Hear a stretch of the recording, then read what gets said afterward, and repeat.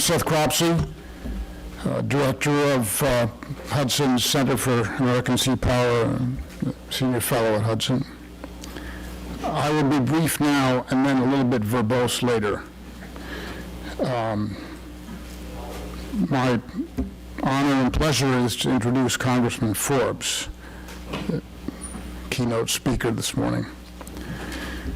Randy Forbes represents Virginia's 4th Congressional District, which in a special election chose him to fill a vacancy caused by his predecessor's death and has subsequently re-elected him 7 times. He is chairman of the House Armed Services Committee's Seapower and Projection Forces Subcommittee. In this position, Congressman Forbes is responsible for the research and development, acquisition, and sustainment of Navy and Marine programs. He's also the House of Representatives point man for the Air Force's bomber and tanker fleets.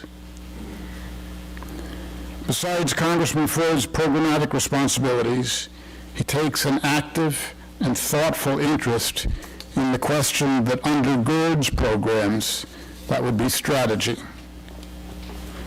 Mr. Forbes' service to his constituents is no less a service to his nation, and it is an honor to introduce him today. I'll say more about the panel members who are speaking and have some remarks following Representative Forbes. Would you please join me in welcoming Randy Forbes?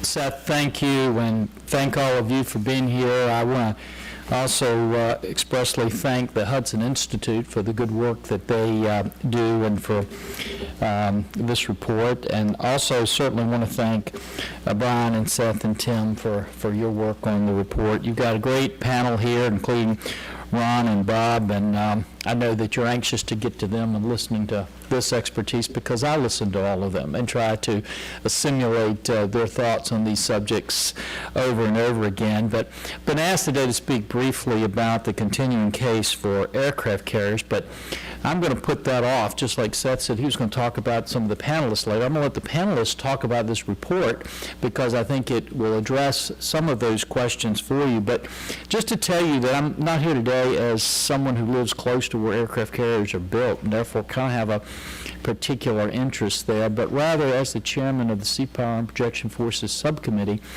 because I will tell you, we look nationally at why aircraft carriers or any other platform might be important to us as a nation. And I certainly welcome the questioning that we're having there, because I think every time we ask those questions and kind of peel a little bit onion back, we get better and better solutions for what we need to defend the country.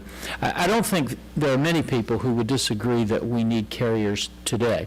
I think all you have to do is look at the Middle East and what we saw with the USS George H.W. Bush, where for 54 days that was our campaign essentially against ISIL, and probably no other alternative we have today provides the same kind of flexibility, range of capabilities, and the same degree of presence and deterrence and warfighting capability in a single package as our aircraft carriers do. Perhaps Admiral Moore put it best when he said we're an 11-carrier Navy and a 15-carrier world, and that was in 2013 before ISIL and South China Sea and Russia have done many of the things that they've done to make everybody a little bit concerned about what's happening around the world. So the real debate that you'll see today, the real debate perhaps we need to have as a nation, is what's the role of the aircraft carrier tomorrow. And I'm not talking about tomorrow in 2015, but I'm talking about tomorrow 5 years down the road, 10 years down the road, the tomorrows that come 20 years down the road, and the tomorrows that come 40 years down the road. Our subcommittee has been somewhat at the center of that debate for years, and as I mentioned, we welcome these opinions and the discussions that take place, and we try to get a variety of opinions. In June, I sat down with Jerry Hendricks, who's a well-known critic of aircraft carriers. We went in July to the Naval War College and had the Halsey Alpha group tell us some of their ideas, which are a little bit different than, what some thinkers might have around the country. We spent time with Admiral Manazar looking at what the air carrier wing, the carrier air wing should look like as we move down the road. We value all those inputs, and we don't know all the answers, but we believe we at least know the questions, and the questions are going to be, what do we need our carriers to do in the future, which I think is a major question we have to ask, and what capabilities are those carriers are going to need to do to be able to accomplish those missions. I think that Bryan, Seth, and Tim's report seeks to answer those questions, and they do it in the right way, because just from the title you can tell two important things. The first one is, how do we look at the carrier and its air wing in a joint context? And the second thing is looking at the carrier's role in a high-end conflict. The first part of that's important because you have to look at the capabilities that other forces, like land-based aircraft, can provide, but you also need to look at the threats to other forces like missile attacks on air bases to assess the carrier's relative strengths and weaknesses. In looking at the carrier's role in a high-end conflict, that's important because in an A2AD challenges are raising legitimate questions about the carrier's role. For example, how deep and for how long can it penetrate into denied contested zones? What roles will it play?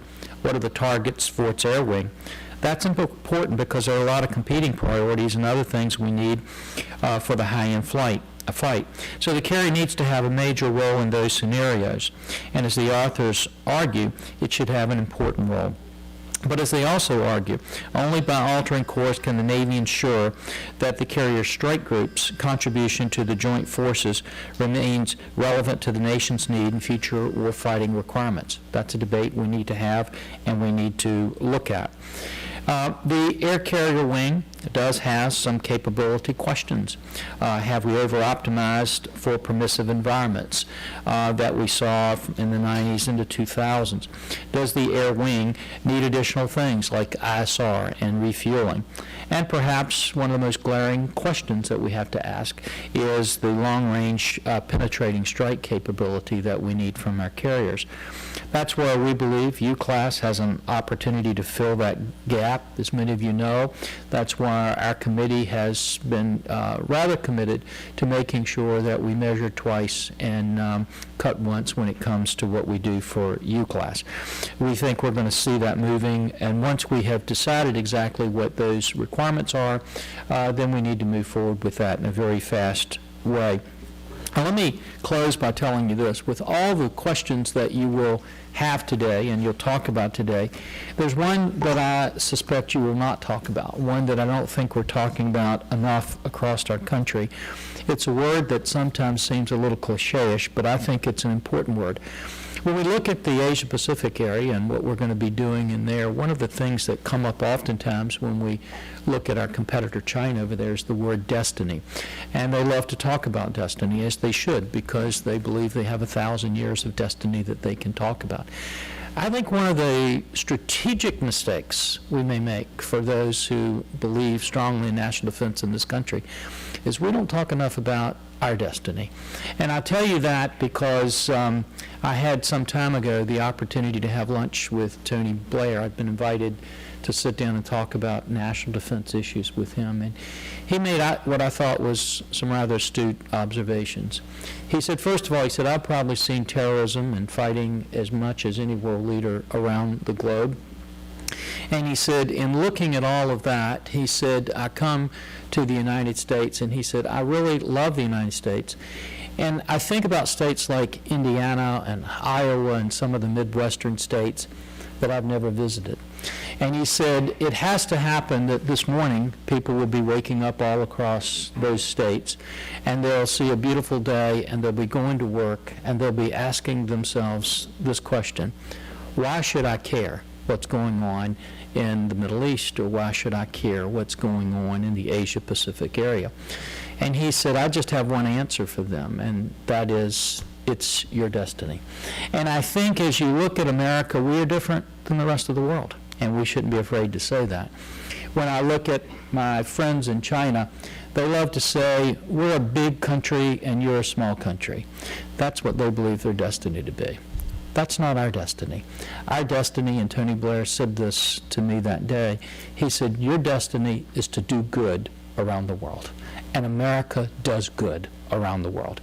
And so I would say to you today that more importantly than just whether we build another aircraft carrier or whether we get the right mix of our air carrier wing, that the reason what you're doing here today is so important and what all of you are doing is so important is because we have to get this right.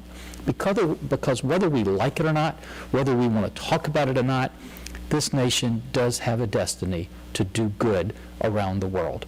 But we'll succeed only if we get the right answers to these very, very tough questions. So thank you for doing it. Thank you for letting me be here with you today. Good.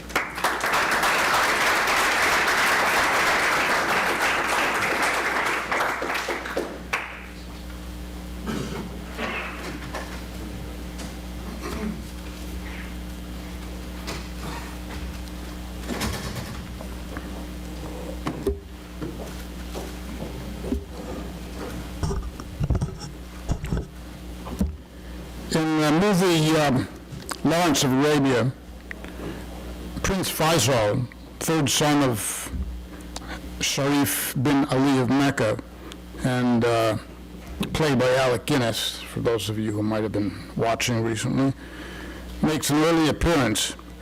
Faisal, Sharif Ali, Lawrence's nominal and fictional boss, Harry Brighton, and Lawrence himself, argue about tactics in defeating the Ottomans. The discussion turns to the source of British military power. Sharif Ali, that's Omar Sharif, says guns. Colonel Brighton says discipline. Britain is powerful, says Prince Faisal, because it has a navy. Because of this, he says, the English go where they please and strike where they please, and this makes them great. I think the Prince was onto something here. From Asia to the subcontinent to the Mediterranean, the entire Atlantic and much of the Pacific, the Royal Navy's ships did the Crown and Parliament's bidding and transformed a medium-sized island in the North Sea into a global power. Rather than build a traditional empire, the U.S. Navy for a century now has been an instrument of constructing today's international order, whose important elements include free navigation of the world's oceans, free trade, the inviolability of territorial sovereignty and democracy. For the past 7 decades, the single most important instrument of U.S. naval power has been its ability to accomplish both its peace and wartime missions, with the assistance of air power that, to paraphrase Prince Faisal, can go where it wants and operate independent of basing agreements. The aircraft carrier delivers a large portion of this power. Hudson Institute's Center for American Seapower study reaffirms the usefulness of seaborne naval aviation delivered by large aircraft carriers in war and in peace. This reaffirmation is needed because the aircraft carrier is, as it has been since aircraft first took off and landed on a U.S. ship at sea, being questioned again. The cost of aircraft carriers, new weapons against which it must defend itself, and a shifting role for U.S. naval power are the chief causes of today's skepticism about the future of aircraft carriers and their execution of foreseeable naval strategy. This questioning is healthy, and I believe that it's productive. Hudson's study addresses these questions with arguments that my colleagues Bryan McGrath and Tim Walton will speak to. And I'd like to take just a moment to recognize and thank them for the exceptional amount of time and work they put into this report. The study acknowledges that challenges at sea to naval aviation are changing, and it offers ideas about how aircraft carrier strike groups can be strengthened and defended as potential adversaries seek to nullify naval aviation's power. If it were not powerful, it would not be the object of an adversary's calculations. It's important to understand that skepticism over the aircraft carrier and the associated combatants that make up a carrier strike group, skepticism that we are hearing today, recapitulates doubts that have been expressed and answered by operational success for decades. Hudson's report demonstrates that questions have been asked and answered repeatedly. The questions change, but the answers speak for themselves, from peacetime operations in the Pacific to strikes against ISIS in the Middle East. I will briefly sum up the debate that's gone on, because I think it's important to understand that what we're looking at today is not new. In the years after World War I, carriers' greatest doubters came from within. The battleship navy viewed carriers askance.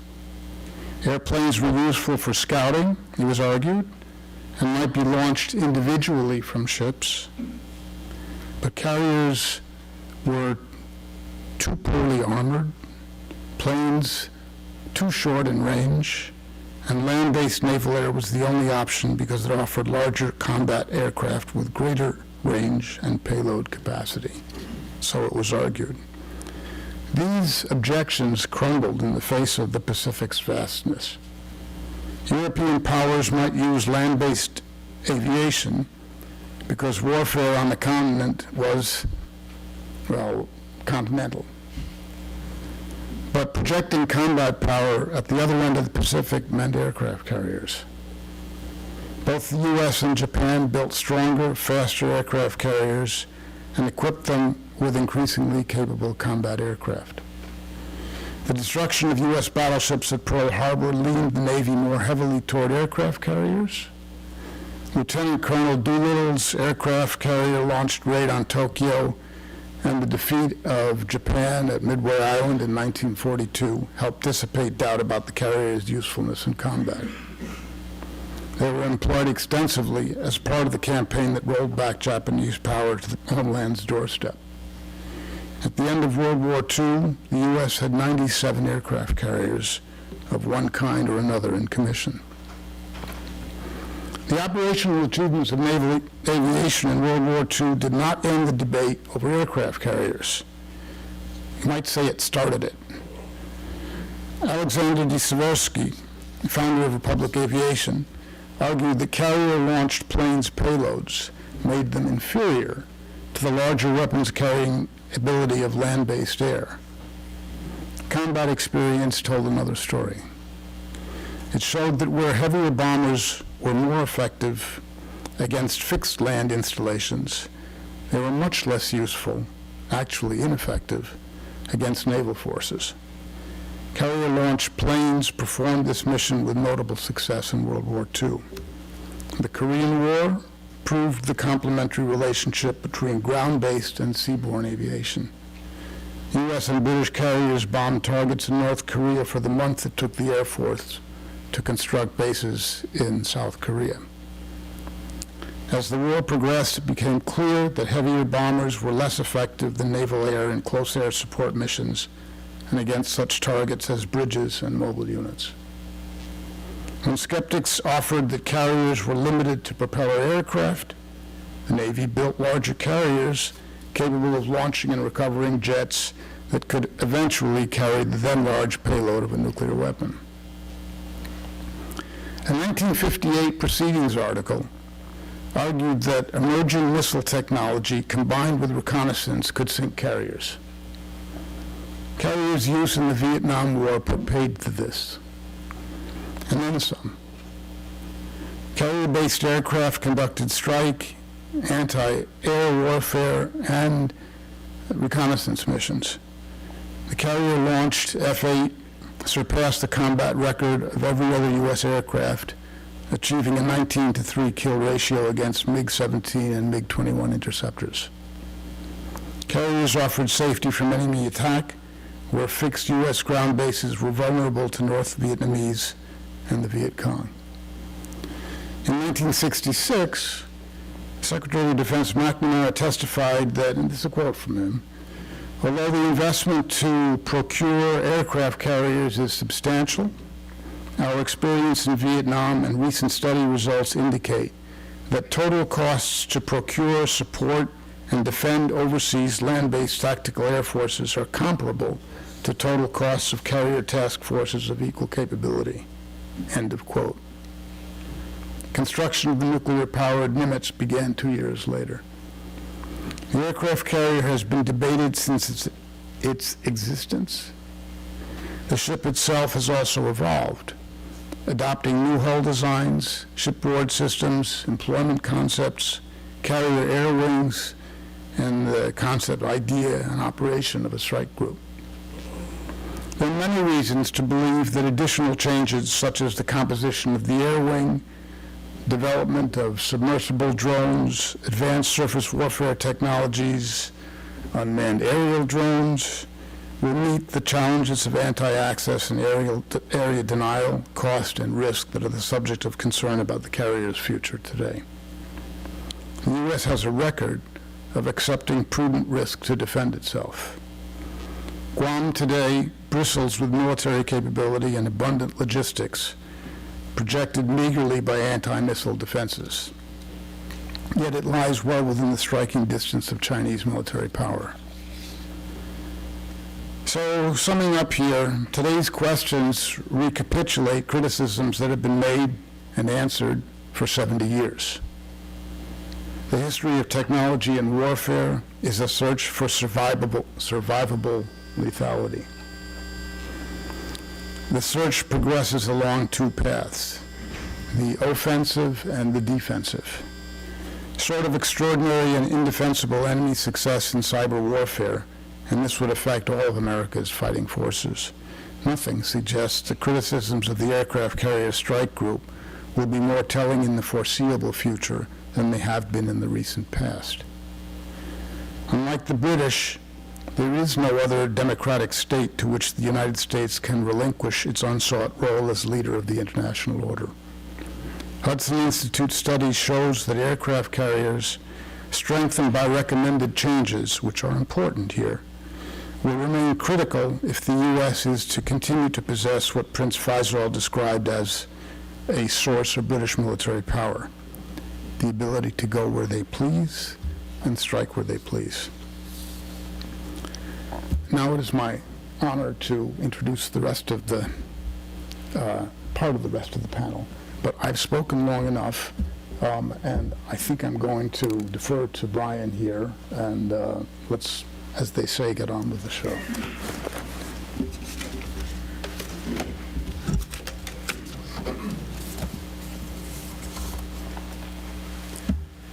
Good day. I'm going to move quickly through my slides to try to get us back on track.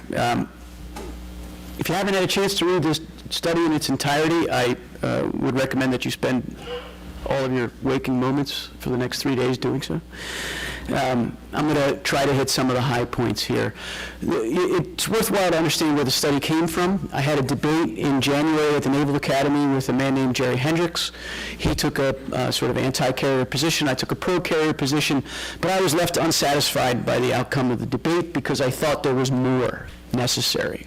I felt that there was a story that wasn't getting told, and that was that the aircraft carrier, which is being criticized by an unholy alliance of carrier critics who exist and always have, and a very garrulous Chinese defense press who feeds them with all manner of threat, were occupying the playing field essentially on their own on this question of high-end warfare. I didn't think the Navy was doing a good enough job defending the aircraft carrier as an instrument in the war that we cannot afford to fight, and the war that we cannot afford to lose. And that's why this study came into being. We have some eye test slides here today because I thought it would be a little bigger, but I hope you can make do. Some of the executive summary. We make the case that air power, sea-based air power remains critical to national security across the spectrum of operations, including deterrence, the conduct, and the winning of great power war, high-end A2AD warfare. This is important to note because, as I said earlier, I don't think the Navy has done a very good job of defending the carrier in that atmosphere. Secondly, we recognize the value and importance of periodic reevaluation of the efficiency and efficacy of the aircraft carrier. Senate Armed Services Committee has directed the Navy to go out and look at this. This is good. The Navy should have to, on a periodic level, defend its assumptions and its presumptions. We happen to believe that they will probably reach the same conclusions that they have reached in the past, as Seth described earlier. Seth did a good job about talking about history, so I won't spend a whole lot of time on it. This slide is designed to show you a stylized impression we had of the degree to which the aircraft carrier has been valued across time. As Seth indicated, in the late 1950s, the early part of the Kennedy administration, who was his name, the Secretary of Defense? McNamara wanted to cut the carrier force to 9. Lewis P. Johnson wanted to cut the carrier force in 1950 to 4. Operational requirements came up then that demonstrated the power of, or the wisdom of not following those prescriptions. We think we're in a trough right now. We think we're at a low end in carrier acceptance, and to some extent it is because of the cost of the carrier, to some extent it is because of the threats, and to some extent it's because I don't think a good counter argument to the critics has come out recently. A second reason we spent a lot of time on history in this report was to show you that over time the Navy has in fact thought very deeply about alternative aircraft carrier designs. We broke out 3 in our research. The CVV, the last one on the right, sounds a lot like the Queen Elizabeth class, conventional, 60,000 tons, something of that nature.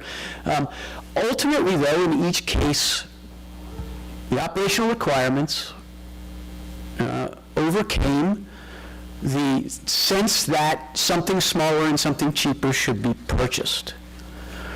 It really came to be in the the analysis of alternatives that led to the Ford class. This graphic shows the 75 different designs, both conventional, nuclear-powered, small, large, stealthy, non-stealthy, that the Navy looked at against a series of operational requirements. I share this to you only because I want you to walk out of this room believing that the Navy takes the mandate to study this question very, very seriously, and that they keep reaching the same conclusion is the result of in-depth work and solid analysis. It isn't that there are navalists with aircraft carrier models in their bathtubs that they just want to keep building big nuclear-powered carriers. We build them because they work across the spectrum of deterrence, presence, deterrence, and warfighting. In the next couple of slides, I want to turn from history to the present day to discuss the role of the carrier in modern joint warfare. In considering this, I ask you to think about the carrier the way that we think about the carrier, which is as part of a larger combat system. The Carrier Strike Group, supported by land-based air, space, and land-based ISR, is a combat system optimized to project power and to control the seas. Often, when people analyze the aircraft carrier, they take it out of its system. And we get, to portray this a little bit more cartoonishly than is maybe fair, we get the sense that the aircraft carrier is steaming deep into the heart of the conflict, setting up sanctuary and flying 24-hour flight ops. That's not a fair or appropriate way to look at the combat system that is the carrier strike group and how that combat system would conduct itself in a high-end A2AD conflict. The carrier and its strike group provide key capabilities across the spectrum of conflict, as I've said. The Navy's gotten a lot of mileage, and Mr. Forbes just mentioned it. Every admiral that goes up to the Hill talks about the 54 days. That's great. But if all we needed to do was sit off the shores of third world countries from 200 miles and plink targets for 12 hours a day, we wouldn't need what we have today. We need what we have today because the warfighting requirements on the high end drive that, drives nuclear power. Believe it or not, it drives sortie rate. The kind of war that we lay out a little bit later in this discussion values a lot of airplanes in the air at one time. To have a lot of airplanes in the air at one time, you have to be able to carry a lot of airplanes. You have to be able to accommodate them. You have to be able to fix them and maintain them. You have to be able to shoot them and recover them. All of these requirements drive you back, again, to the larger carrier. In addition, we face challenges, and we're going to go through some of these in this discussion. These A2AD systems are going to get more difficult, and they're going to proliferate throughout the Pacific. The Chinese aren't building islands for tourism. They're building them to extend their defensive perimeter. They want to push us even further back. Okay? China is developing an access-enabled power projection force. This is something Jim Thomas from CSBA likes to talk about, in which logistics ships, amphibious assault ships, carriers, nuclear-powered submarines operate together. We saw last month how China sent an amphibious task force through the Aleutians. I think that's a small sign of things to come.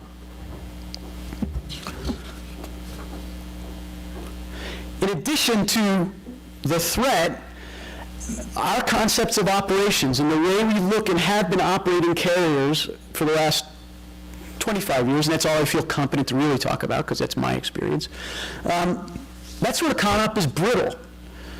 When you think about how a aircraft carrier would fight in this high-end A2AD conflict. Our forces face the likelihood of structured attacks by PLA missiles and aircraft, and Chinese assets are ringed by increasingly capable air defense systems. Additionally, the United States has enjoyed perceived advantages in a number of important military technologies, especially undersea warfare and also air superiority and secure C4ISR. I don't think we can count on those superiorities staying at the level they are today. The gap will continue to close. A couple of reasons. One, technology is international now, and two, to the extent that technology is international, it's civilian and not military, generally. Looking at our assessment of the threat and the needs of the joint force, we reached a few conclusions. The first, in order to deter, fight, and win high-end warfare against a peer competitor, the joint force will continue to need the capabilities that the carrier uniquely brings in terms of power projection from the sea, sea control, and surveillance. Equally important, there are a number of critical warfighting requirements necessary to the joint force, and more importantly, to a theory of victory for the joint force that would go largely unmet or dramatically under-resourced in the absence of carrier air power. What then are these potential deficits? When we talk about contributions that will become critical, we're talking about a war with China in which first island chain air bases have been attacked, and they will be attacked. If you think an aircraft carrier moving at 40 miles an hour is vulnerable, what then is a land-based airfield? Those bases will be attacked. They have the ability to reconstitute. The Air Force is working on that, and they're putting a lot of thinking on how to become more resilient. Someone, though, is going to have to provide TAC air inside 1,000 miles after opportunity has been gained. We can't just steam the aircraft carrier and the surface force and the whole Navy and P-8s into a dense A2AD environment. We have to create opportunities. Long-based bombers will do that. Long-range bombers will do that. The submarine force will do that, and do that very well. Cyber warfare will do some of that. But we will create opportunities where the aircraft carrier in its tactical air will then fulfill needs to the joint force, like ISR escort, like refueling escort, like bomber escort, like close air support. Things we are going to need to dislodge an opponent who has the advantage, at least in the early stages.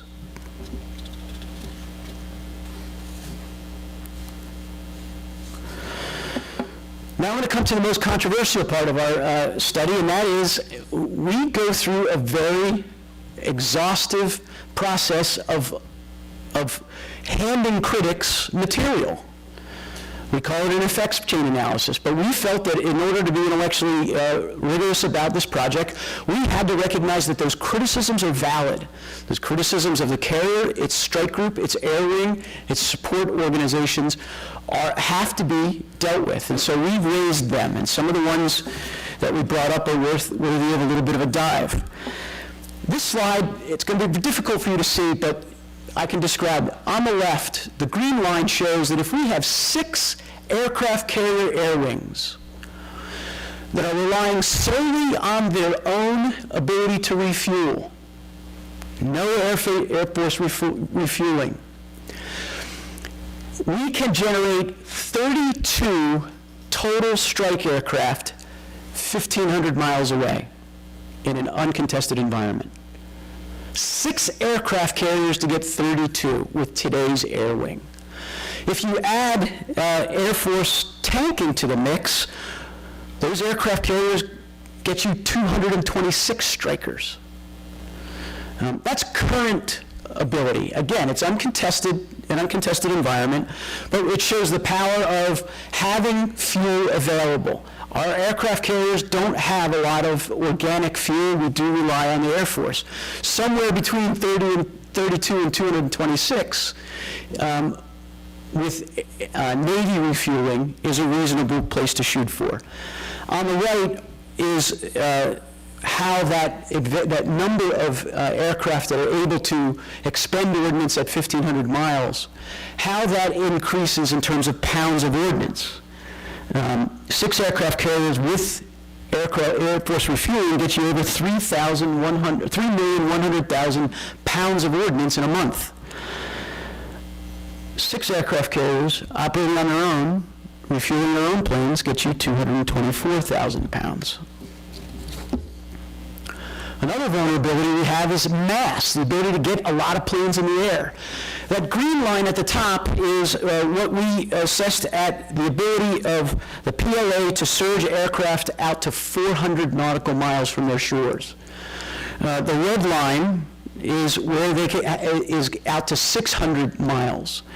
And what we have shown you with the yellow and the blue lines are how many aircraft we can generate with Air Force tanking from that number of carriers, and how many we can generate out to 400 miles using organic tanking.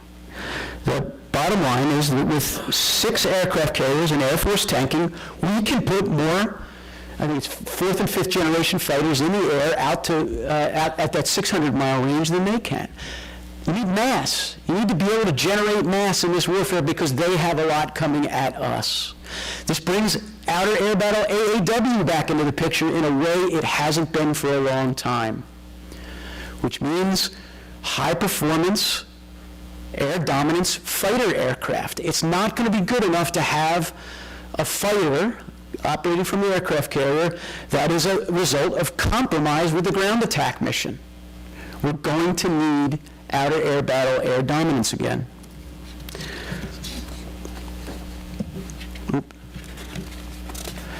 Another vulnerability that needs to be discussed is logistics. What what this graph shows, the red line is the number of CLF refueling ships we have, which I think is 19. The blue line is our ability to support forces from 3,000 miles away. The yellow line is our ability to support forces from 2,000 miles away. The bottom line is that if we have between 5 and 6 carriers operating in an environment, every single oiler the Navy owns has to be devoted to those carriers, or the carrier strike groups. Every single one in the Navy from the entire world has to be devoted to that fight if they can need to support from 2,000 to 3,000 miles away.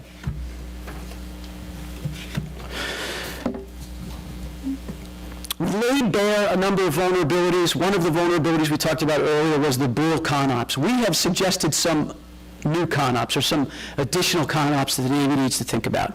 One of them is this concept of pulse power operations. The Navy has grown comfortable with what I refer to after a conversation with a friend the other day as the Mike Tyson concept. We get in there close, nobody can stop us, and we pound away. We need to develop a little bit of a Floyd Mayweather concept here, which is the ability to generate power, the ability to do it at the time and place and for an appropriate operational duration, and then move away. We have the sense that gaining sanctuary is the sine qua non of carrier operations. Against an opponent like China, we may never gain sanctuary.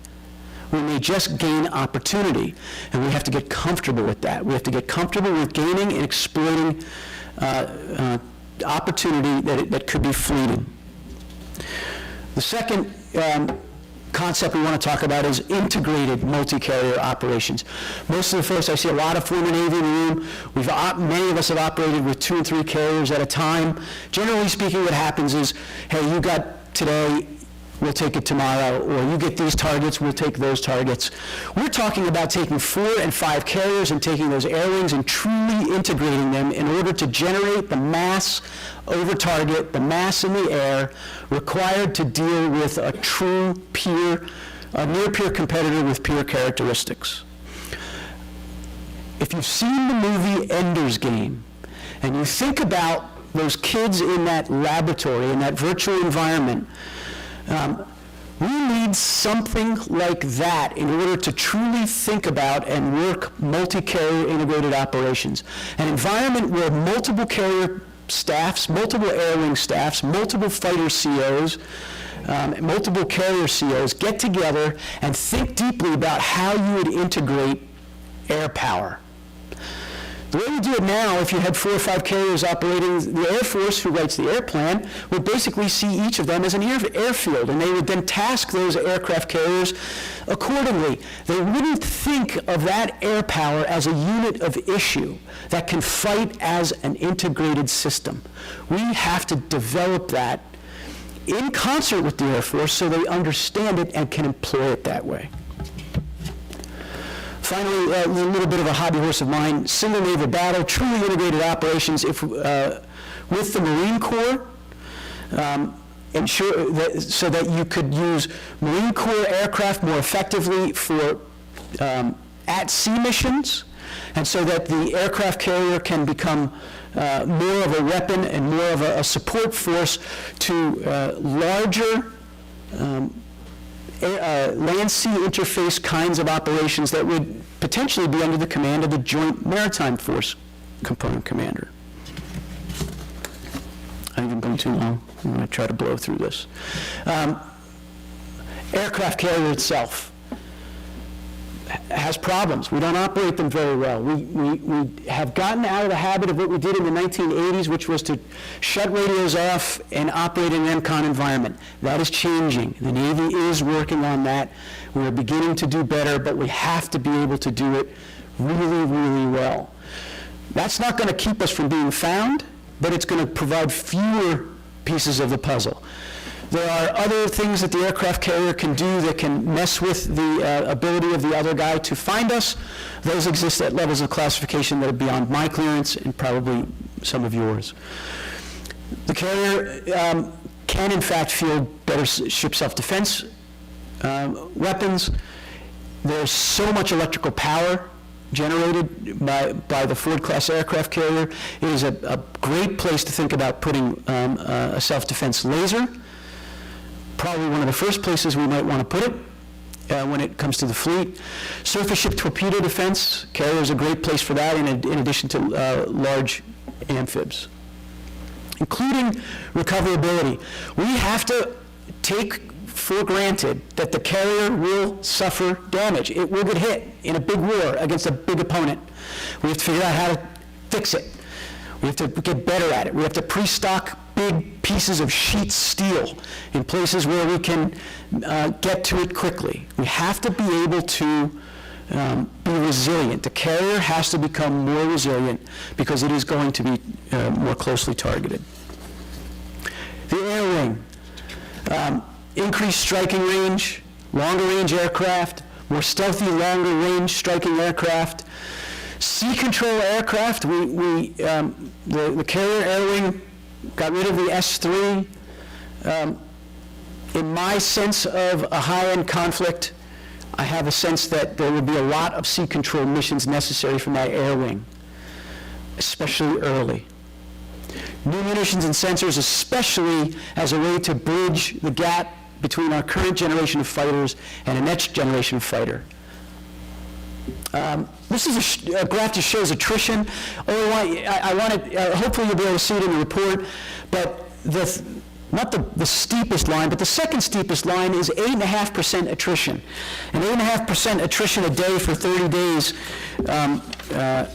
is less than what RAND was using in their study that they just came out. I think they used 10% for their attrition. That leaves you, your air wing is at 60% of what it was. We don't have the industrial base to replace aircraft that fast. We have to begin to build more aircraft, to have them available so we can replace aircraft to attrition, lost to attrition.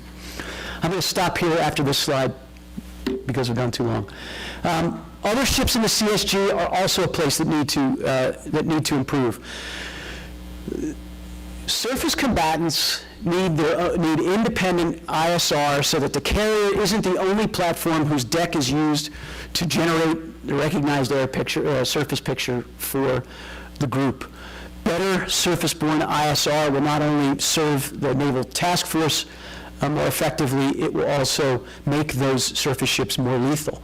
We need to figure out how to reload VOS cells at sea so that those ships don't have to come offline from where they are projecting power and exerting sea control. They can come a little offline, not go 2,000 miles away, get their holes filled, get back in the fight as soon as possible. We already talked about logistics. Don't have enough. Never will have enough. Need more. Okay? I'm going to stop right now. You want to just, Tim first? Okay. We're going to start with my study co-lead here, Tim Walton. Will present his part of the picture. You mentioned that the bios are included in the handouts. The bios of all the people here are included in the handouts.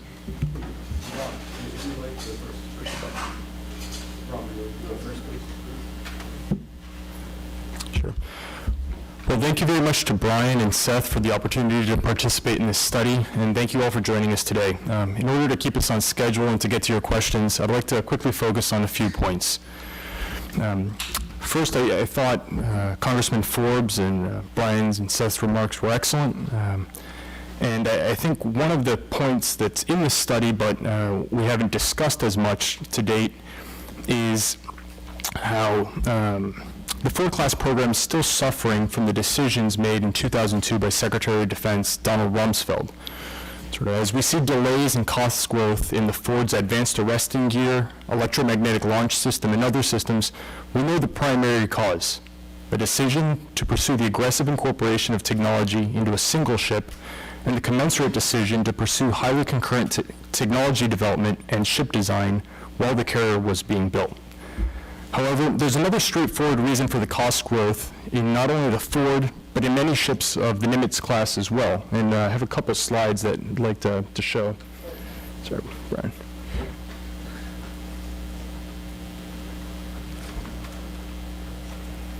So here in background, you could see during the Nimitz-class program, the average duration of construction of a single ship was 7 years, 10 months. And the average interval between the delivery of one ship and another was 3 years, 9 months. The big exception is there in yellow. It was the period of 2 ship procurements during the Rayburn administration, in which the average intervals were reduced to 2 years, 11 months. As we fast forward to the Ford class, the average planned duration of construction and the average interval between the delivery of one ship and another is about 2.5 years longer than in the Nimitz class. Time is money, and these long intervals in construction significantly increase cost, which, as we look at the costs in both the Nimitz and the Ford class, is generally only decreased or stayed stable during the efficiencies generated by the 2-year buys of the 1980s.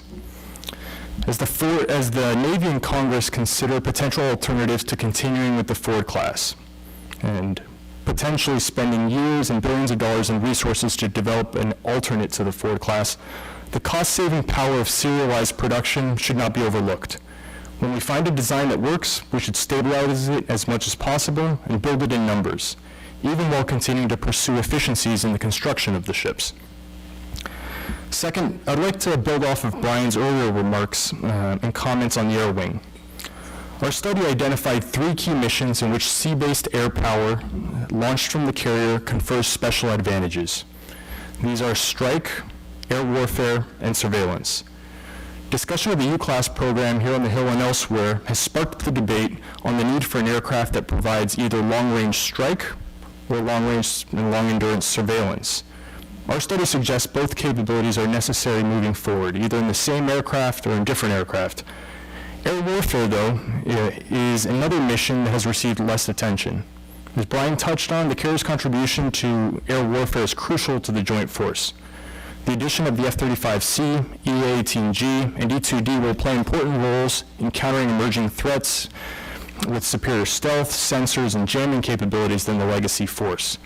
However, as we compare the programmed force with emerging 5th-generation threats, such as the T-50, J-20, and other adversarial aircraft that will be developed in the next 20 years, the projected force runs into challenges.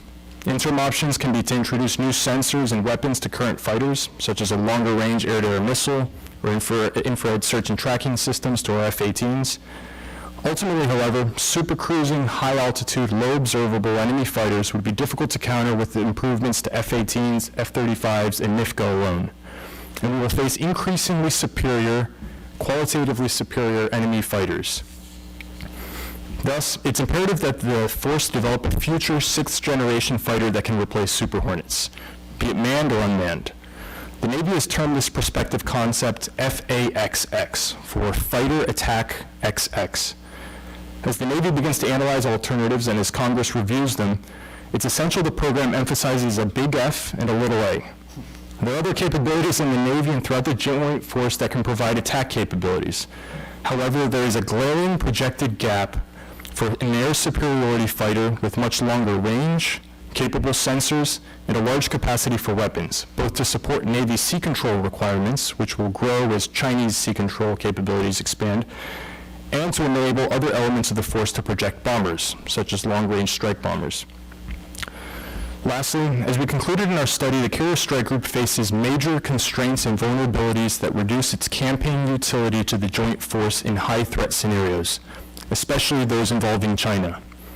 At the same time, the joint force will likely need carrier strike groups to play a critical role in those very scenarios. Consequently, those weaknesses must be addressed. I'd also like to emphasize that our study does not foreclose pursuit of other promising capabilities that could play a greater role in the joint force.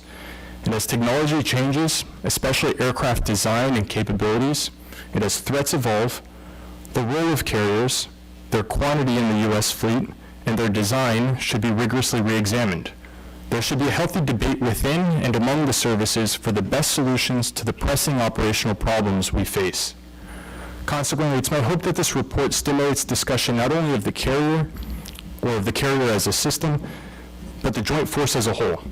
For instance, we dedicate a significant portion of the report to the combat logistics force. Improvement of the CLF and the ability to conduct VLS reload would not only aid the performance of the carrier strike group, but the entire Navy. and would perhaps improve the viability of attractive concepts and capabilities that increase the relative importance of non-carrier elements of the force. Over time, this can result in a force that leverages the best features of anti-access capabilities, in particular long-range missiles launched from land, sea, and air, and the best features of power projection forces, such as carriers, bombers, nuclear submarines, and surface combatants. As Bryan mentioned, Jim Thomas of CSBA has a term for this hybrid force, an anti-access enabled power projection force, and it may be what China is pursuing as they progressively develop the capabilities for global sea control while continuing to build on their considerable advantages in anti-access systems. I think our report clearly elucidates the role of the carrier in the joint force. So those in the U.S. that question the carrier's utility should ask not, why do we have carriers, but rather, why don't we have adequate long-range missiles?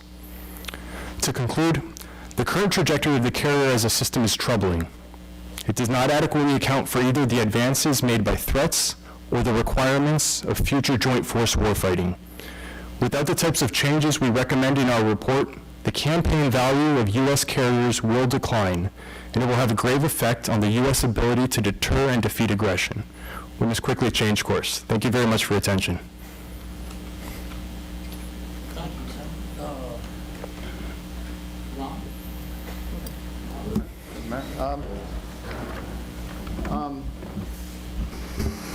So I'd just like to agree with a number of the points made in the paper and kind of foot stomp a few of them.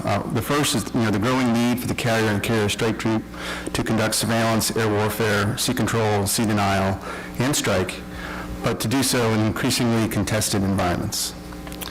Second, the carrier strike group's ability to provide some measure of sea control when and where needed, as well as to defend critical air lines of communication, really is a key enabler of the joint force, and that's an area that likely will grow in demand over time. I found a discussion in the paper about the need for multiple integrated carrier strike group ops to generate sufficient mass, an intriguing concept that I think needs further exploration. I would concur with the need for an expanded CLF force underway replenishment to include VLS reloads. I think it's something we really need to do, as well as the need for more cost-effective active defenses for the carrier and the carrier strike group, including things like high-power microwave, railgun, high-energy lasers. The one point I'd really like to emphasize, though, is the need for aircraft with significantly greater unrefueled combat radius for the carrier air wing. This is absolutely imperative, and it's something I'll get back to in a second. It's necessary, but not sufficient. So that's all the things I agree with for the most part. There's a few things I disagree with, or I at least would throw a cautionary flag on. The first is we need to be careful not to aim behind the target in terms of the threat environment. A lot of discussion in the paper about China's anti-ship cruise missiles, anti-ship ballistic missiles, the PLAF and plan fighters, the numbers and capability, is really about things they're doing now or in the very, very near future. But today we are literally building the carrier air wing of 2025 and 2035. So we need to think through what the threat environment and how that's going to change by 2025, 2035. Second, there's an assumption in the paper about that land-based air power is necessarily at high risk and thus a growing demand for carrier aviation. While that's certainly true within the first island chain, it's far less true in the second island chain and beyond. Now, what that suggests is the Air Force really could and should shift to longer range, more survivable aircraft like they're doing with the long-range strike bomber, but then also potentially more unmanned long-range aircraft like a follow-on to the Reaper or the RQ-170, sort of a stealthy Reaper. With those types of aircraft, for example, a land-based air-refuelable UCAS might well be operationally superior to manned carrier aviation for many of the missions that are discussed.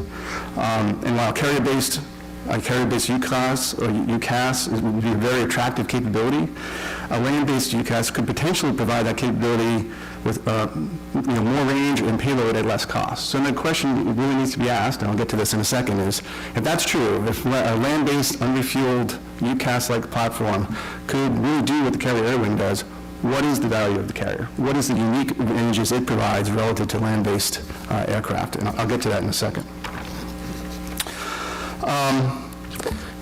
As many of you know, I've followed the discussion about UCAS and UCLAS very closely over the last several years. And there's a discussion in the paper about surveillance privilege or surveillance optimized unmanned aircraft or a strike optimized one. And that's really is a false dichotomy.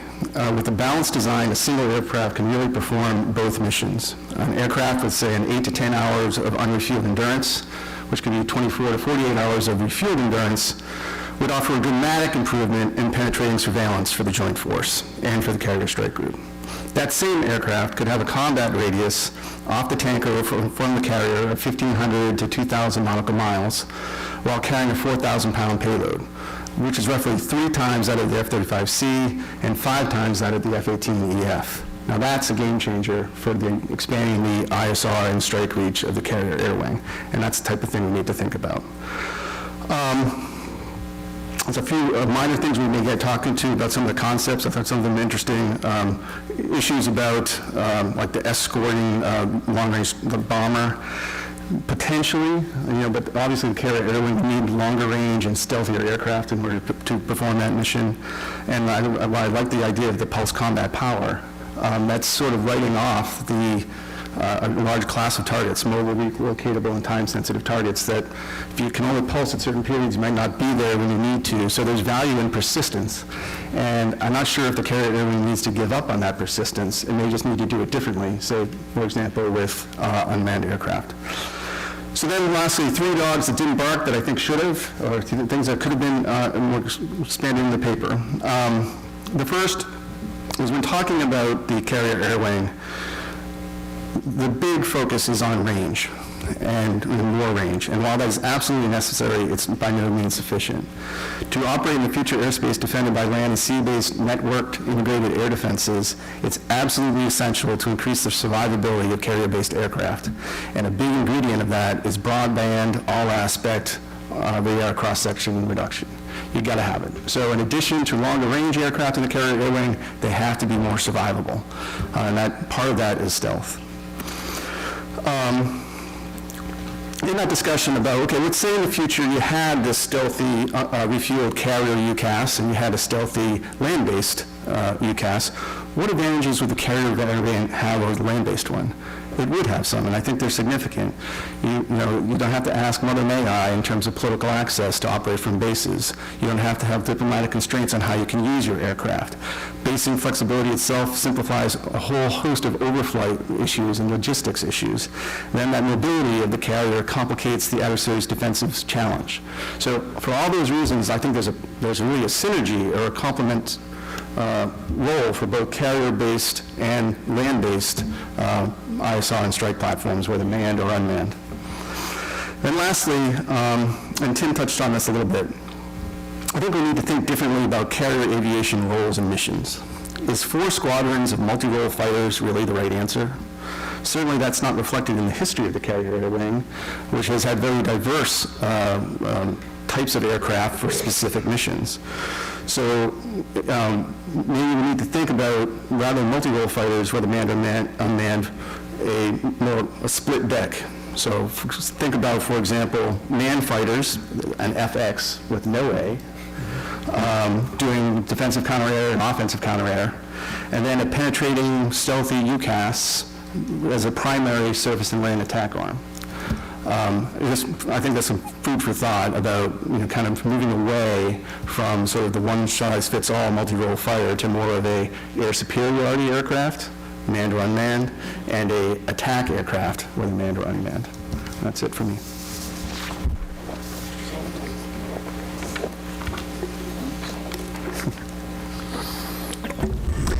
I'm Ronald O'Rourke from the Congressional Research Service. I'm the Naval Issues Analyst at that organization, and the authors shared with me a copy of the report a couple days ago, allowed me to read it so that I could prepare these comments today. CRS, as I think a lot of you know, is a nonpartisan organization that works to achieve objectivity in its analysis. And very importantly, CRS does not make recommendations. It discusses issues, it puts out options, it does not then say which option it thinks should be chosen. And so consistent with that, it's not my role here today to support or oppose any of the recommendations that are in the Hudson Institute report, but rather to simply make some analytical comments on the report that might be of help to readers as they go through it.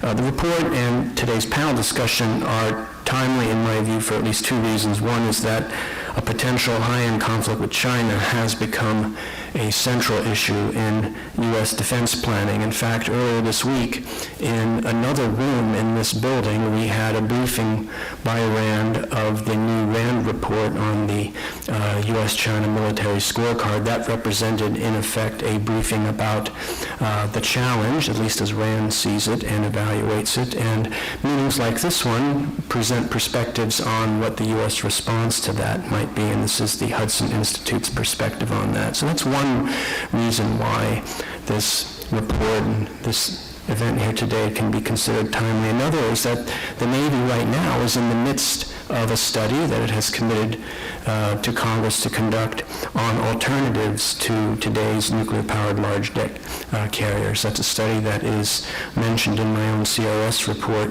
on the Ford class program. One of the points that the report makes is that the European theater, including the Mediterranean, is reemerging as an important operating area for the U.S. Navy. It kind of went away as a major operating hub for the Navy during the post-Cold War era. But it does now appear, to some people at least, like the post-Cold War era is over and that we have entered a new and as yet unnamed strategic era that features, among other things, renewed great power competition. And that as one reflection of that, we may need to pay more attention to having naval forces, including perhaps aircraft carriers in the Mediterranean. The report focuses on this in part because if you want to maintain more of a carrier presence in the Med or Europe generally, in addition to the carrier deployments that we do to the Persian Gulf and the Western Pacific, it can drive a need for a carrier force with as many as 16 carriers, which is 5 more than what the law now requires the Navy to have. That is a number I think that will probably catch a lot of people's eye as they read the report, and so I think it's important to make one or two comments about that. One is that if the nation were to decide to devote the resources to building up the carrier force, it would take a long time, many years, decades really, before you were to get to that 16 carrier force, and I can go into the details of that. Even if you were to build carriers much more quickly than we do today, it would take a very long time to get there. So if you cannot get there quickly, and you have something like only an 11 carrier force, but you still want to now emphasize operations in the European theater, such as the Mediterranean, by having a carrier presence there while not reducing your carrier presence elsewhere, how do you do that with an 11 carrier force? Well, one possible option for doing that is to home port a carrier in the Mediterranean. Now, many people in this room are aware that we have a carrier home ported in Japan, and that this has been the case since the early to mid-1970s. What's much less remembered is that we have that carrier in Japan and have done so for the last 40-something years because it was part of an initiative that was carried out at the time that contemplated home porting carriers in both Japan and Greece. We were going to set up a carrier home port at Piraeus, which is the port of Athens. And in fact, we were in the midst of implementing that project. We had already sent some of the surface combatants in that battle group to Piraeus. But then there was a military coup in Greece. And in response to that coup, the United States decided that it no longer wanted to go through with the plan of establishing that carrier home port. And so, if it had not been for that coup in Greece, we might be here today talking about a very familiar situation of having a carrier home-ported in Japan and another one home-ported somewhere in the Mediterranean. Well, that option is still available to us. It's not a perfect option. Forward home-porting of ships has certain risks and costs associated with it, which we can talk about later if you want. But it is an option. It doesn't have to be Greece. It could be one of our other allies in the area, such as Italy or Spain or even France. And some people on occasion have mentioned the possibility of home-porting Navy ships at Haifa in Israel. So these are various possibilities. And again, not a perfect option, but if you wanted to move to a 3-hub system for carrier deployments where you're maintaining carrier presence in all 3 of these areas, and you still have only 11 carriers, and you're not able to change that number very quickly over time, then carrier home-porting is one option that might be considered. Now, in terms of options, I mentioned earlier that the Navy is looking at various alternatives. We don't know what they are because the Navy has been very tight-lipped about the study itself. The Hudson Institute report also tried to look at alternatives and examine them. You can't look at every alternative in a report of the length that you have here with the Hudson Institute report. Some things you need to leave out. And there was one option that was not included in the Hudson report, and it was one that was mentioned by Trip Barber in an article that he wrote about a year ago. Now, Trip used to be, and for many years was, the Navy's chief force planner, and anyone who knows Trip Barber will tell you that he really knows what he's talking about. So when he wrote an article that did suggest an alternative to today's current large deck carrier that is not quite the same as anything that was studied in the Hudson Institute report, then that is something that I think some attention can be paid to. It doesn't mean that anything in the Hudson Institute report is invalid. You could look at this idea and decide that it's still not as good as today's large deck carrier, so it doesn't necessarily invalidate, but it is a reminder that not every alternative that is out there can be studied in a report the length of the Hudson Institute report. Now, the report recognizes that it's not just the carrier and its air wing, but a larger system that must be analyzed with a lot of moving pieces, and that's hard. And the report did try, I think, to encompass quite a lot of these things. Well, as one element of that system, that larger system of things to be looked at, the report notes the recent press accounts about China having air-to-air missiles that can outrange U.S. air-to-air missiles, and how this disadvantages Navy strike fighters, and how one response to that can be the development of a new U.S. long-range air-to-air missile. This is something that might be a matter of particular focus to policymakers. And the option of developing a new long-range air-to-air missile has been in my report on China's naval modernization effort and what it might mean for our Navy for some time. As another element of this larger system, the report focuses on things that are often overlooked in other analyses, like the Navy's underway replenishment ships or the ability to reload vertical launch system cells at sea. The report offers a particular concept of operations that Bryan sketched out for you very briefly in his presentation. And I think that's important because a lot of reports only look at hardware. They don't look at concepts of operations. And so this report, again, is looking at something that a lot of other studies tend to overlook. Now, the concept itself that Bryan outlined is interesting. I don't know if it's the best operating concept. I don't have the modeling and simulation capacity to do any kind of analysis on that. But even if modeling and wargaming by those people who can do that sort of thing suggests that it perhaps is not the greatest con-op, that doesn't mean that the idea of developing aircraft and weapons with longer ranges, which is a main point of the report elsewhere, might not make sense. You might still want to do that even under a different concept of operations.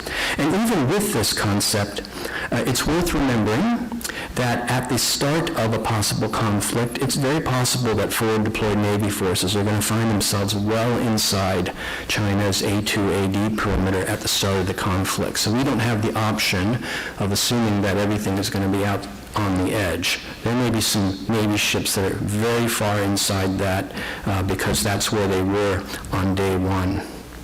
I want to finish with one comment about A2AD. A lot of the discussion about that is driven by advancements in adversary weapons, things like anti-ship cruise missiles and especially the anti-ship ballistic missiles. The ASBMs are often referred to as game changers, but being a game changer doesn't mean you're invincible. The Navy has faced game-changing weapons in the past and has developed counters to them. So just because something is new doesn't mean it can't be beaten. You have to work hard to figure out how to beat it, but you can do it. This is something we haven't had to think about needing to do for a long time. Again, during the quarter century of the post-Cold War era, we didn't have these kinds of things thrown up against us as challenges. We need to get back in the habit of saying, yeah, it's a challenge, but that doesn't mean we can't overcome it. And one other thing as well, a lot of people talk about these game changers in terms of the adversary's weapons, but there can be game changers on our side as well. And there are some game changers in surface ship defensive weapons that factor into this discussion about surface ship survivability, including the carrier. The report mentions one of them, which is lasers, but there's also railgun and the hypervelocity projectile. The report discusses possibly putting lasers on, but there's also these other two weapons as well. And in one of my own recent CLS reports, I talk about all three of these things. So when you have a discussion about game changers in A2AD, remember that the potential for changing the game isn't only on the other side. We have the ability to change the game as well in our own way. And this report that I talked about these three technologies is one example of how we can do something on our side to change the equation as well. Thank you.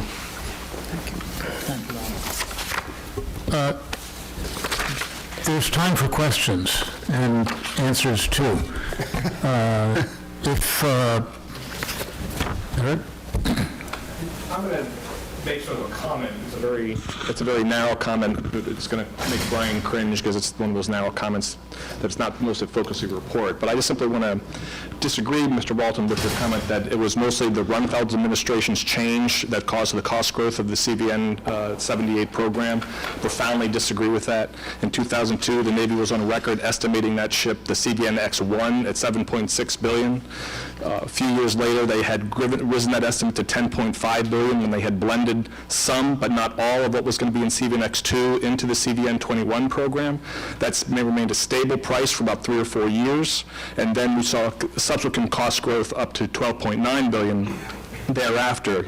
It's not to say that there isn't some attributable to that, but you have to look at the fact that there was poor cost estimating on the part of the Navy. That $10.5 billion number at one point was on a confidence interval that the Navy admitted was like less than 40%. There were shipbuilder problems. So I just don't want to let that, what I consider to be a myth, go unanswered. Is that microphone on? Okay. All right. Thank you very much for your comment. I agree that there are multiple factors. GOO had an excellent report last week looking at the Ford-class program and what were the reasons for that cost growth. And one of the reasons was, I think, the immature technology, concurrent design that they spoke to, and I think it was that 2002 decision. Another major reason was the poor estimating, as you referenced. If I remember, the GOO report says the shipbuilder told the Navy it would be 22% more than the Navy estimated, and now at $12.9 billion, I think 22% more would have been $12.8 billion. So the shipbuilder was almost 100% accurate in terms of what the final cost would be, yet the Navy, for reasons of politics here on the Hill or for other reasons that, as we look at the shipbuilding budget, probably hasn't been historically accurate in its estimates, chose not to follow that more prudent estimate. But thank you for your comment. Other questions? I see a hand in the back. If you would be so good as to identify yourself and your organization, that would be helpful for the rest of the Yes, thank you. My name is Hermes Levy. I'm from OWS. And I have a general question as to what happened, if there is any study of, can you comment on how we get to being the first most powerful military power to what we are today, what are the mechanisms that happen to bring us to the situation we are in today? Thank you.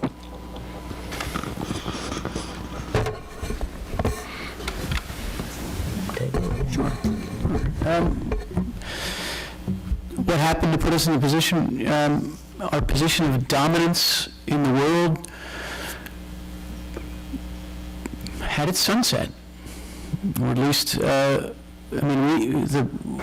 winning of the Cold War, the end of the Cold War was an amazing event in world history. It left the world in a very strange situation in which there was, I think the French foreign minister referred to the United States as a hyperpower, and we got used to that. And we, within the Navy, I would suggest, we began to get comfortable with the sense that we could dominate the blue water against anyone. Over time, that assessment has become less and less valid as others saw that dominance as the thing that sets our military apart. Our ability to project power thousands of miles from our own shore is something that no one else can do, and that ability is due to our naval and aerospace dominance. Others have decided to contest it at the same time that our society has become less willing, at least less willing to bear the costs of peacetime military dominance. I think that's probably about what puts us where we are today. Yes. Adam Siegel. Brian, as per my note to you, it's nice to see somebody actually trying to say these are how many carriers we need, rather than saying, fighting hard for 10 or fighting hard for 11. So it's good to see a report like that. But when we look at 16, first of all, we're at 10-ish, soon to be at 11. How many decades is your analysis of how and what would it require in the shipbuilding environment to get to a 16? Secondly, not discussed in the report, I haven't read closely, but I did glance at it over the past couple of days. What's the rest of the Navy that surrounds it? If we're going from 10 and a half, 11 carriers to 16, what do you see as a requirement in ship numbers? What sort of additional Navy? Is it the Navy of today, just plus 5 carriers? Is it 20 more logistic ships, no other changes? What's the change across the Navy in size and structure? I can do the first part of that. Please do. Adam, I can do the first part of that, which is what is the shipbuilding and when do you get there, depending on the shipbuilding rate. And Eric and I conferred about this to make sure that our results were consistent with one another. If you were to change the carrier building rate, which is currently 1 every 5 years, referred to as 5-year centers, and you were to accelerate that all to 1 per year and do 1 carrier per year for 7 years in a row. And I'm not sure the industrial base could execute that, but just for the purpose of discussing it, if the industrial base could execute that without any delays and backlogs, you would get to a 16 carrier force by about 2030. If you were to build a carrier every other year, which is a little bit more plausible as something that the industrial base could execute, you would get there by about 2040. And if you were to do 3-year centers, a carrier every 3 years, you would get there sometime in the 2060s. So it would take a very long time under 2 or 3-year centers to get to that number, which is why I went into that discussion of what could you do in the meantime if your objective was 3 hub carrier presence and you really only had more or less the number that we have today. Your larger question, the first thing I want to say is in the study, and I use the words very carefully, we're not saying, I'm not interested in whether the country can afford 16 carriers. That's not my thing. I wanted to lay out how many we needed, how many we would need to fill 3 combat hubs continuously and indefinitely. Again, words chosen very carefully, and those words have meanings. Gaps would not be permitted. So that drives you to, relatively quickly, using my history major math, to 16 carriers. Do I think this country is going to start on a path to building 16 carriers? Probably not. Should the country get the rudder over and start building more, get us to a point where we can more often than not have credible combat power stationed forward in 3 hubs? Heck yeah, we ought to. What does that Navy look like, Adam? Probably 350 to 400 ships. They will be different. I am a big fan of something Jerry Hendricks talks about quite a bit, which are small, heavily armed, fast patrol vessels that aren't necessarily giant killers, but they are ships that make other nations think twice about where you are and what's over the horizon to back them up. I don't think I'm prepared to go through the 350 to 400 ship fleet architecture yet, but I will soon. One thing I just threw in there with the 3-hub presence is that we could also think about how to use the big deck amphibs as part of that. And that gets a little bit to Trip Barber's point, that we have these other aircraft carriers. They aren't Ford class, but they can still project air power. They can project air power, but they are not aircraft carriers. They are combat systems that are optimized for the projection of power in the hands of an 18-year-old rifleman. Their job is to support Marines. They cannot accommodate the very basic aircraft that, in my view, really makes an aircraft carrier, and that is a large aperture ISR platform. Until we can create a situation where we can put an E-2 or an E-2-like vehicle on those aviation assault ships, I will steadfastly deny they are aircraft carriers. Yeah, and the corollary point here is that we're not talking so much about how to get there, although that's part of this, but this section that the 3-hub idea is based on what's actually needed. And the way to reach it, that's open to discussion. But if we're going to try to address the question that the gentleman in the back asked about what's happened to American military power, the recommendations, the ideas in this report are answers to the issue of how do we retain the position that we had. Can I have my nickel back? Yes. But Bob is right. We can use those ships to project power more effectively. And if we can't get the 16 carriers that I believe the country needs, we have to find a way to more effectively use them. This is one of the reasons that we are hawking single naval battle in this report, because that platform is part of the idea that you're going to put really capable F-35s on that ship and have them do air-to-mud almost exclusively is insane. Those airplanes should be used for much, much more than that. And that's something the Navy and the Marine Corps are busily trying to work out. Robbie Harris here, former naval person. Congratulations to Seth, Bryan, and Tim for a report. Honestly, I have not read it yet, but I think I know what it says based on today, and I will indeed read it. I'm thinking of Barney Rubel's paper from last week or week before.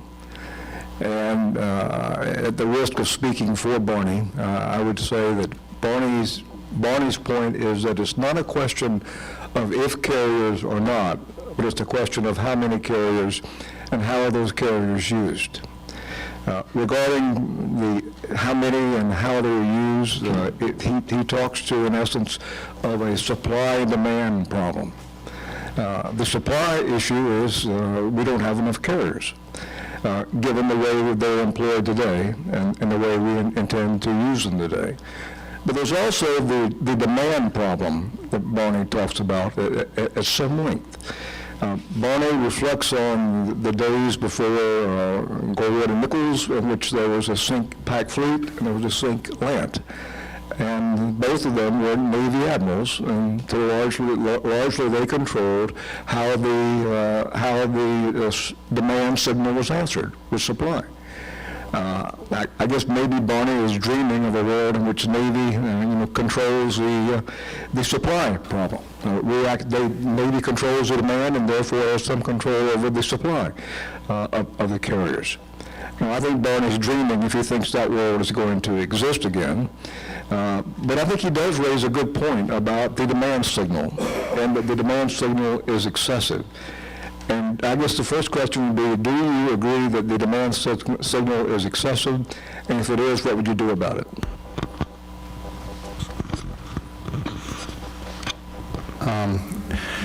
Clearly, combined commands drive the demand, and the services are the other force provider, and we try to meet the demand. I think when it comes to carriers, I think the demand is pretty limited. It's for 2 hubs, one in the Pacific and one in the Io and Persian Gulf. So what less do you want? I think the question becomes, are there... Right. Now, we can talk about other units and whether or not demand signal is too high for those, and that's a fair question. But then you get into the ways we could do it differently with either more forward basing, as Ron has suggested, or thinking differently about the O plans, which really drives demand, because then you're talking about what is the surge force. And that's where I think there's a lot more room for creative thinking about how we project power differently, including how we use the aircraft carrier. One quick comment. In terms of policymaker demands for carriers, I'm not sure how widely it is understood among policymakers just how expensive it is for the Navy to maintain a carrier continuously on station in the Persian Gulf, Northern Arabian Sea area. Doing that while staying within your operational cycle and your purse tempo limits can require 7 or more carriers to keep one continuously on station in that area. So when policymakers might say, well, I'd like to have 2 there, if you were to try to sustain that indefinitely on a long-term basis without resorting to lengthy deployments that go beyond your limits or breaking the operational cycle and deferring maintenance, you would need a 14-carrier force for that. And so when you ask, are the demands excessive, there's a dimension to that about whether the policymakers understand the strain that it can place on the Navy to ask for something. And right now, we're able to have these 2 hubs with an 11-carrier force because we have a carrier home ported in Japan, and it reduces the station keeping multiplier for keeping a carrier in the Western Pacific from the 5 or 6 that it would be if you were to do it with U.S.-based carriers down to 1 or 2. The majority of the remaining carrier force is for maintaining that 1 carrier in the Indian Ocean, Persian Gulf region. That very lopsided math is not obvious to people when they just look at the situation. And that may lead them to think that sending a carrier to the Persian Gulf is not as expensive in terms of the burden it places on the carrier force over the long run if you were to try to maintain it as, in fact, it is. So people ask, well, we're going to have this gap in the carrier presence in the Persian Gulf and so on. Well, in my view, a lot of that is the system just catching up with itself, because there were times when we were trying to maintain more than 1 carrier in the Persian Gulf, Indian Ocean region while still having the Western Pacific, while still having only 11 carriers. The way we did that was by lengthening deployments, putting the burden on the ship's crews, and perhaps by deferring maintenance and training requirements as well. You can do that for a while, but it will eventually catch up with you. And the gaps that people are talking about in carrier presence, in my view, can be viewed as a manifestation of that process catching up with itself and the system needing to reset itself to something that is more sustainable in the long term.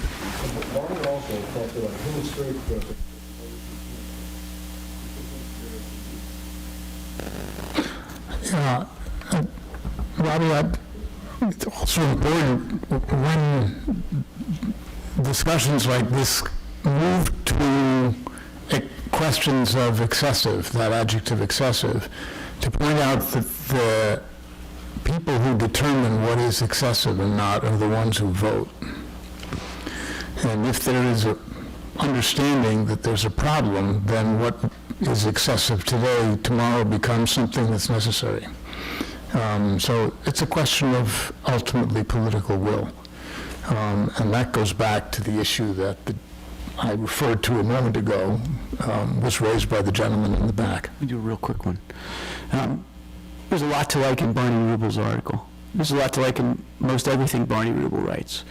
But Barney Rubel did what virtually every other navalist in this town and others do in this debate, and they take it as an article of faith that we are nose over. That he leads one of his paragraphs.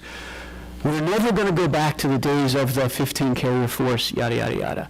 When he says that, and when he says it like that, in my view, I read someone who is saying, how are we going to more effectively use more limited resources?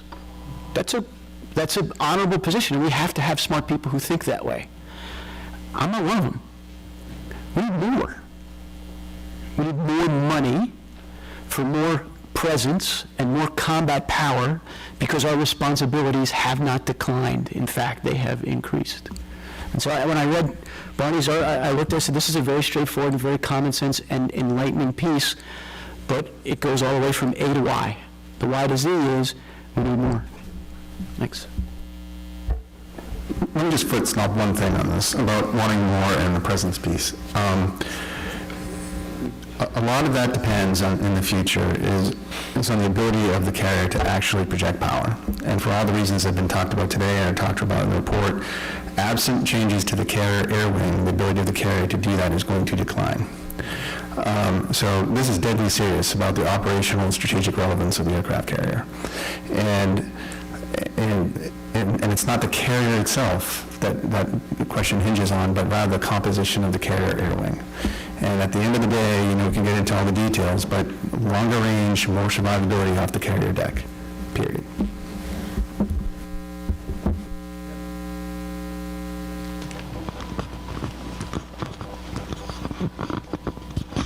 Yes, I'm Russell King. I was formerly surface line on the aircraft carrier Midway, 1979 to 82.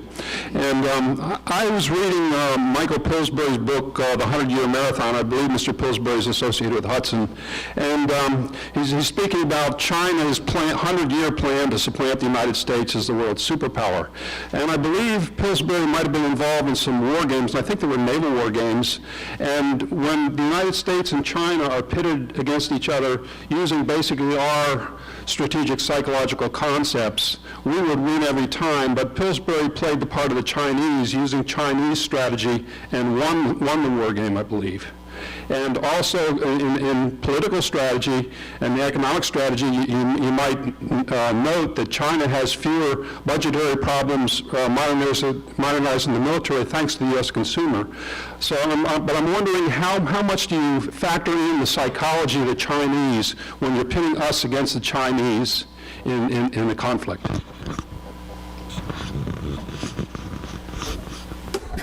It's an interesting question. I haven't read Mr. Pillsbury's book, but it's received a lot of press here in Washington. The psychological component that you refer to, I think, is critical. At the end of the day, the perception of the localized correlation of forces is what matters.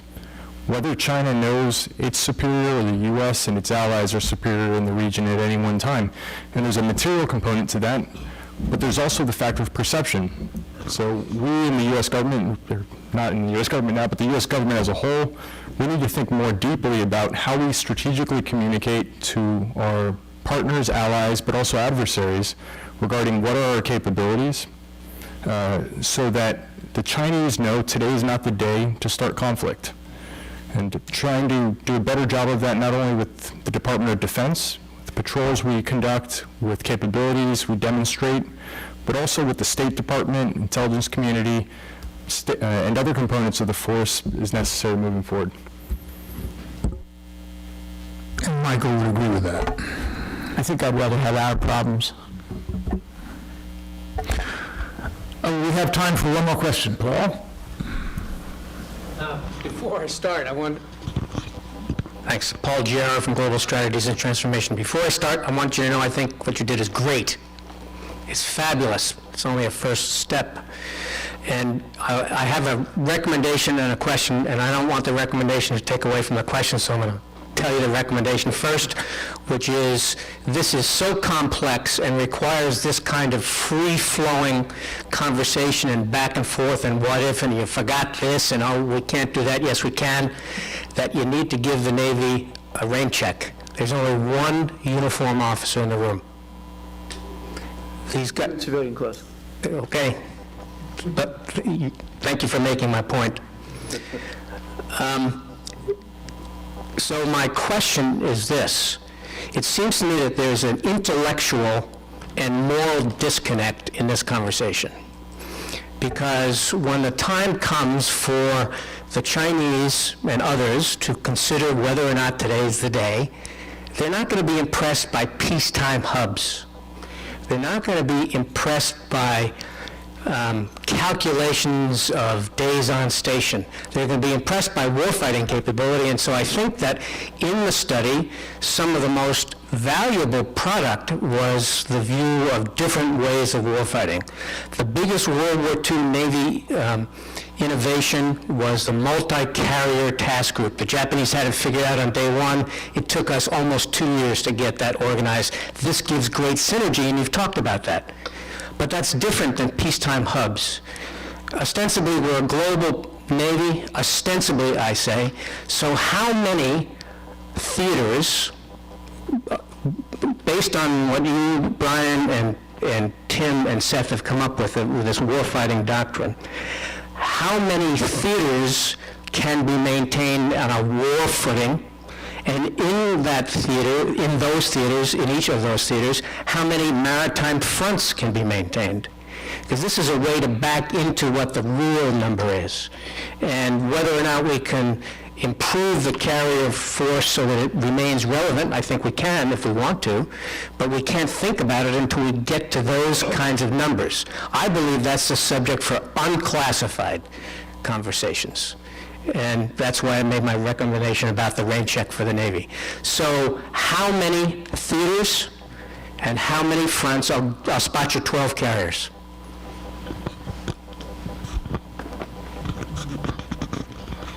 I don't think I'm going to do the analysis on the fly. I would have to sit down and think about that. When I look at